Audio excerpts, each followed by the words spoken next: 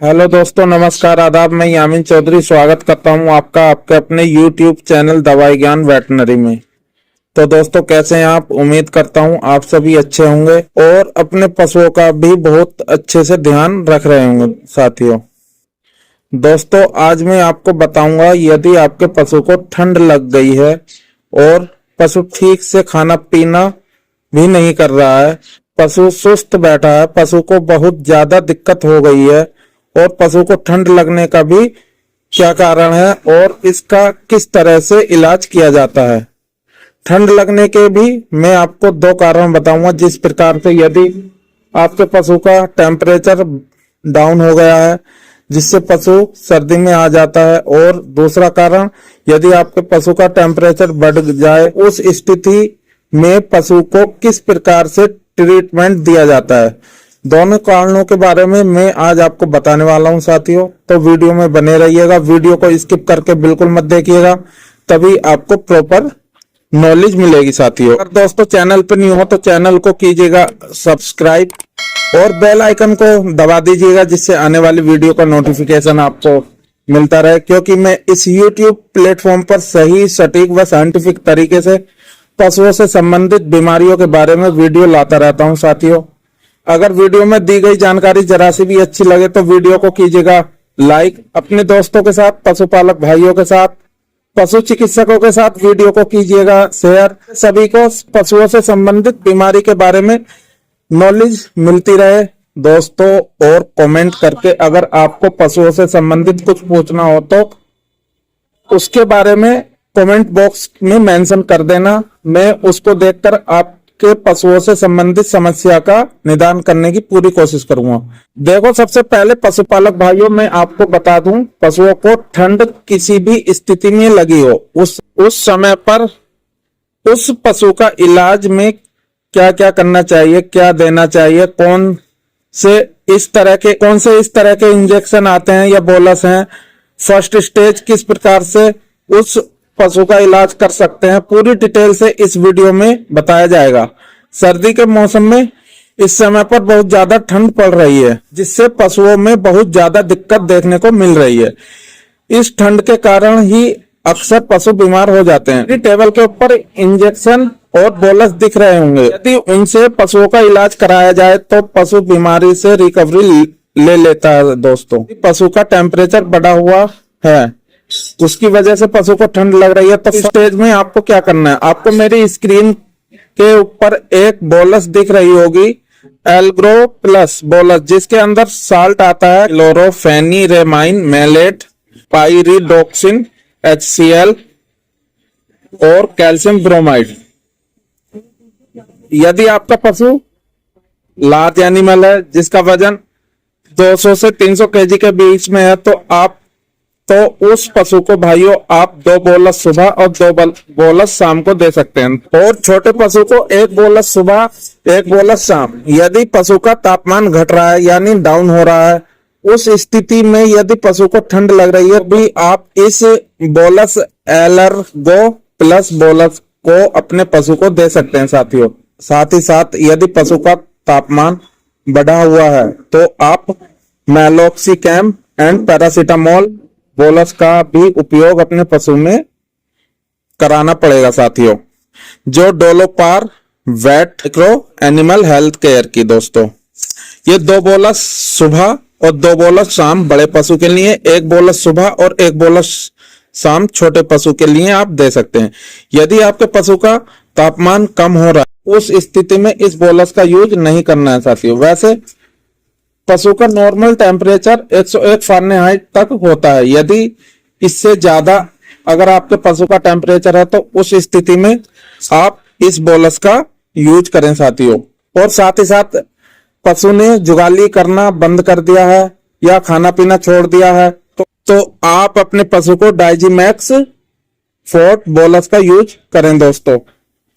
ये बड़े पशु में इसकी जो डोज रहेगी वो 2 बोलस सुबह, 2 बोलस शाम, और छोटे पशु के लिए 1 बोलस सुबह, 1 बोलस। और दोस्तों आपको मेरी स्क्रीन के ऊपर दिख रहा होगा हेपाटोनिक प्लस लिक्विड, इसका भी उपयोग आप अपने पशु में करवा सकते हैं दोस्तों।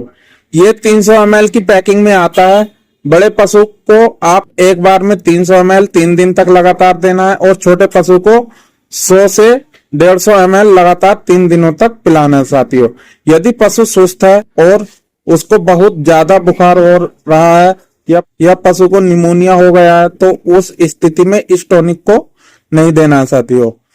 ये तो हो गई बात फर्स्ट स्टेज जो आप अपने पशु को ट्रीटमेंट में दे सकते हैं। यदि फिर भी आपका पशु ठीक नहीं हो पा रहा है तो भाइयों आपको अपने नजदीक पशु चिकित्सक से सलाह लेनी चाहिए।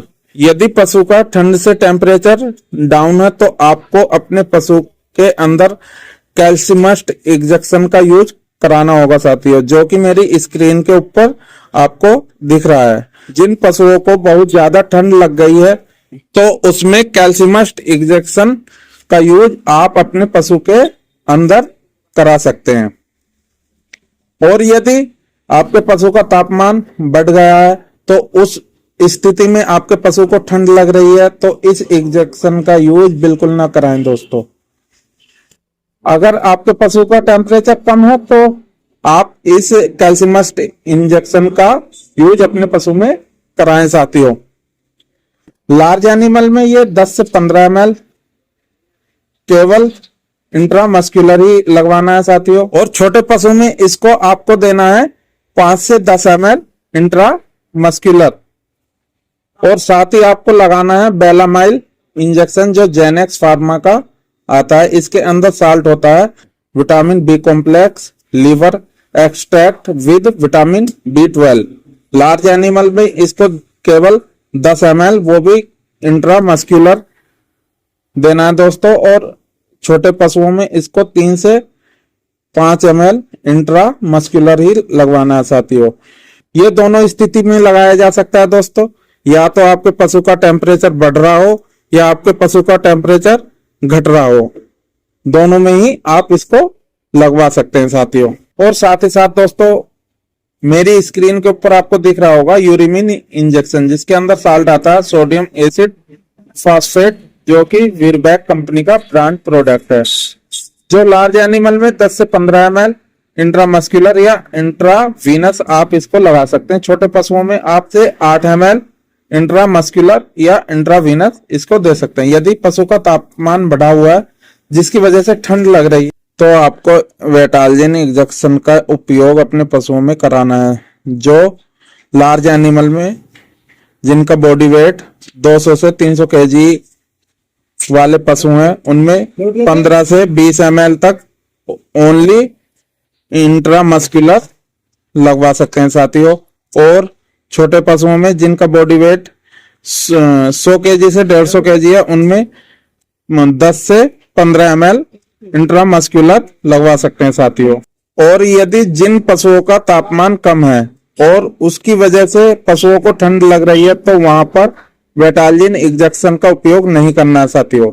जिन पशुओं का तापमान बढ़ा हुआ उस स्थिति में आप वेटाल्जिन इंजेक्शन का यूज अपने पशुओं में करवा सकते हैं दोस्तों। अब बात कर लेते हैं एंटीबायोटिक के तौर पर आप DCR इंजेक्शन का यूज करा सकते हैं अपने पशु के अंदर, जिसके अंदर साल्ट होता है। स्ट्रेप्टोपेनिसिलिन का उपयोग अपने पशुओं में करवा सकते हैं साथियों। ये 2.5 ग्राम और 5 ग्राम की पैकिंग में आता है साथियों। यदि आपके पशु का तापमान बढ़ा हुआ है उसकी वजह से पशु को ठंड लग रही है तो उस स्थिति में इस इंजेक्शन का यूज आप अपने पशु के अंदर करवा सकते हैं साथियों। यदि आपके पशु का टेम्परेचर डाउन है तो उस स्थिति में DCR का उपयोग अपने पशु में बिल्कुल नहीं करना है साथियों। अपने पशु में दोस्तों इंट्रामस्कुलर करवा सकते हैं साथियों। दोस्तों मैं आपको बता दूं, आपको बहुत ज्यादा यहाँ पर कंफ्यूजन हो गया होगा कि हमें कम टेम्परेचर में किस दवाई का किस इंजेक्शन का यूज पशु चिकित्सक से कराना है, किस बढ़े हुए टेम्परेचर में किस इंजेक्शन का किस बोलस का हमें अपने पशु के अंदर यूज करवाना है साथियों। मैं आपको बता दूं, अगर आपके पशु का टेम्परेचर बढ़ रहा है उसकी वजह से ठंड लग रही है तो आपको DCR इंजेक्शन का इस्तेमाल कराना है। और अगर आपके पशु का टेम्परेचर बढ़ा हुआ है उसकी वजह से ठंड लग रही है तो आपको उसमें वेटालजिन इंजेक्शन का इस्तेमाल कराना है। अगर आपके पशु का टेम्परेचर घट रहा है तो वहां पर आपको कैल्सिमस्ट इंजेक्शन का इस्तेमाल कराना है दोस्तों अपने पशु के अंदर।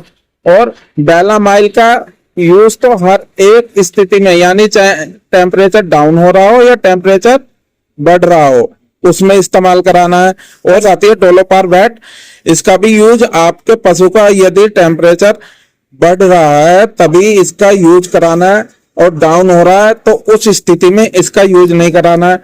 अब बात कर लेते हैं डाइजीमैक्स फोर्ट बोलस के बारे में। इसका यूज दोनों स्थिति में आप करा सकते हैं। यदि पशु आपका जुगाली नहीं कर रहा है, खाना पीना छोड़ दिया है, तो वहां पर इसका इस्तेमाल करा सकते हैं।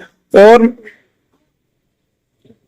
यदि आपका पशु सुस्त है और उसको बहुत ज्यादा बुखार हो रहा है और पशु को निमोनिया है तो उस स्थिति में हेपाटोनिक का इस्तेमाल नहीं कराना है। हेपाटोनिक प्लस जो टॉनिक है उसका इस्तेमाल बिल्कुल नहीं कराना है साथियों।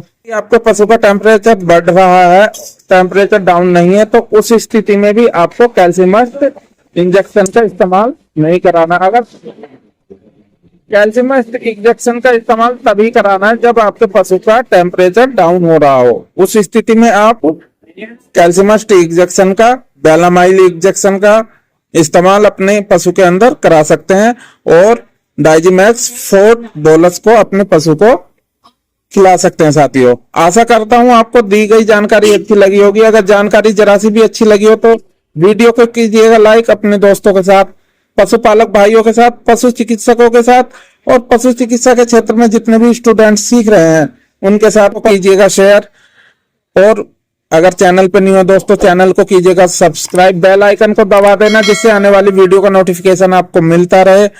खुश रहिएगा, मस्त रहिएगा, अपने पशुओं का ख्याल अच्छे से रखिएगा। इसी उम्मीद के साथ आपसे लेता हूं विदा। Thank you for watching this video. Take care, bye bye, धन्यवाद।